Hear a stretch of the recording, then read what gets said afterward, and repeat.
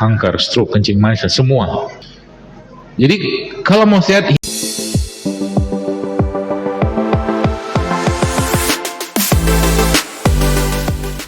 baik, terakhir mungkin ya, berarti dari pembahasan ini jiwa atau jasad itu sebenarnya menempati porsi yang sangat kecil, sangat kecil.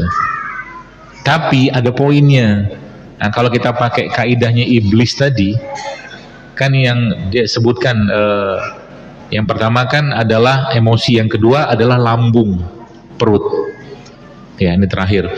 Sehingga bab tentang kesehatan itu, kalau mau sehat badan kita, maka perbaiki lambung, perbaiki pencernaan, perbaiki usus. Itu poinnya. Yang saya pahami dan saya pelajari, semua penyakit-penyakit berat sekarang itu pasti ada masalah di pencernaannya.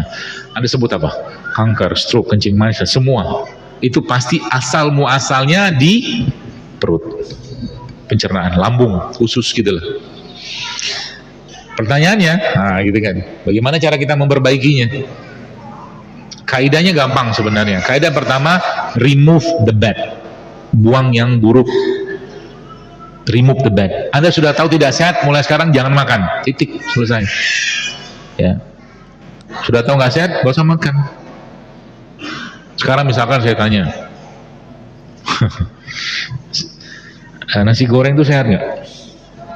Kenapa nggak sehat?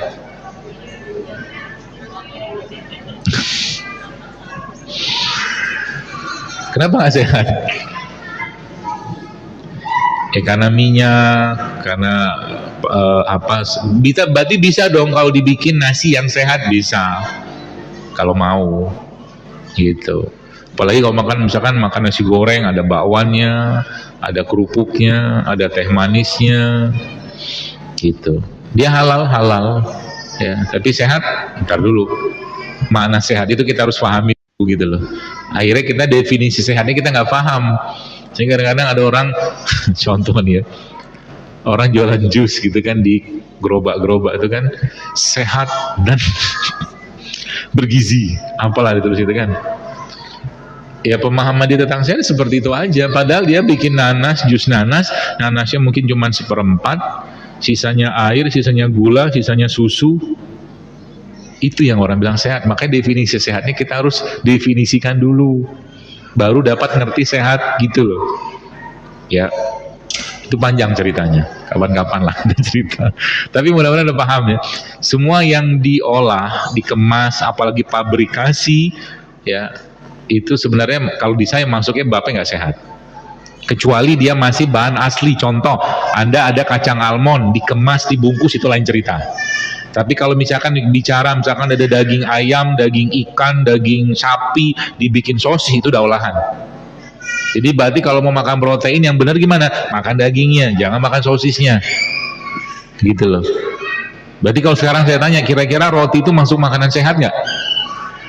Kenapa nggak sehat? Hah? Karena salah satu kaidah kalau saya pakai itu, kalau makanan itu sehat, salah satunya dia pasti mengandung serat. Itu salah satu kaidahnya. Roti terbuat dari apa? Terigu kan? Terigu itu ada seratnya nggak? Ada. Makanya kalau makan bakwan misalkan, kan pakai terigu tuh. Yang sehat itu adalah sayur-sayur gitu. Tapi yang paling tinggi seratnya di dalam orang makan bakwan itu sebenarnya cabenya. Cabai itu bagus. Jadi kalau makan bakwan satu, cabenya ya 10-20 lah. Sehat itu. Dokter makan bakwan nggak? Udah lama nggak. Biasanya tubuh saya bereaksi kalau makan gituan. Sudah terpagerin gitu kan. Tapi makan gorengan kadang-kadang makan, tapi saya pilih gorengan yang tidak bertepung. Contohnya ya tahu, saya makan tuh kalau pengen gitu. Apalagi tempe, tempe yang digoreng kering atau apa gitu, kadang-kadang saya makan kalau pengen. Ya, kadang-kadang tahu pun kalau saya makan, tahu tuh yang saya cari apanya coba? Isi dalamnya, tahu isi itu yang saya makan. Tahu yang kadang-kadang nggak saya makan, ya gitulah. nggak usah jadi saya, susah jadi saya. Jadi Anda sendiri aja, ya. Makanya kadang-kadang kalau pas kayak ngisi pengajian begini tuh atau apa gitu, panitia sudah tahu biasanya disajikan buat saya apa. Sudah tahu. Gitulah, nggak apa-apa Ustaz, aman. Gitu ya, remove the bad, itu kaidah paling mudahnya. Karena mau zuhur bentar lagi ya. Jadi yang diolah, dikemas segala macam itu ya, ada apalagi yang mengandung gula yang tinggi ya, gula pasir terutama ya, minyak-minyakan. Sederhana sebenarnya kaidahnya, cuman sulit kalau orang nggak biasa. Tapi kalau Anda mau naik kelas ya pemikiran, bahkan judulnya kita mau perang gitu loh sama setan iblis ini, coba lihat, Anda pergilah ke supermarket, pergilah ke warung-warung yang ada, cari makanan sehat di situ, mungkin less than 10%, kurang 10%.